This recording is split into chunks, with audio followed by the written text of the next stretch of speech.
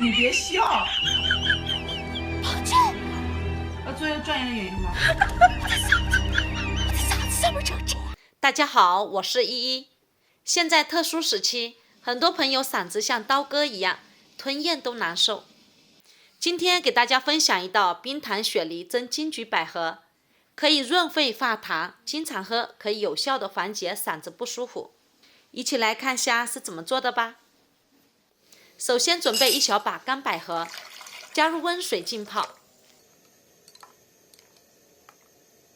再准备一些金桔，金桔中有较多的挥发油，具有理气止咳的作用。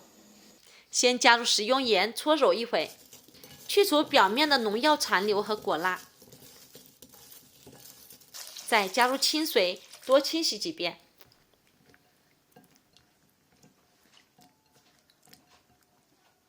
下来把洗净的金桔用刀对半切开，用牙签挑去金桔籽不要，金桔籽有一定的苦味，一起炖煮，苦味会溶解到汤水里，影响口感，所以去除不要，口感会更好一些。处理好后装入盘中备用。下来准备一些雪梨，雪梨的量根据家里的人数来决定。先用削皮刀把梨皮削去不要，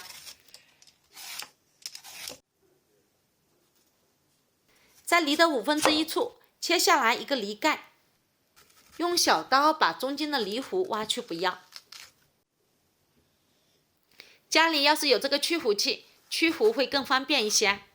看一下，这样非常轻松，把里面的梨核去除不要。这样就特别方便炖煮。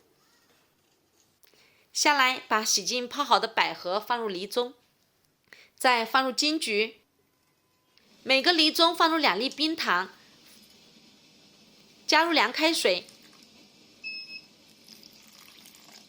最后用梨盖盖住。锅中水烧开，放入锅中炖煮20分钟。好了，冰糖雪梨蒸金桔百合就做好啦。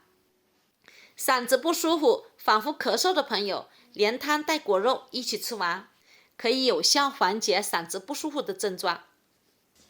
如果你也喜欢我这个做法，帮忙点个赞吧。感谢你的支持，咱们下期视频见。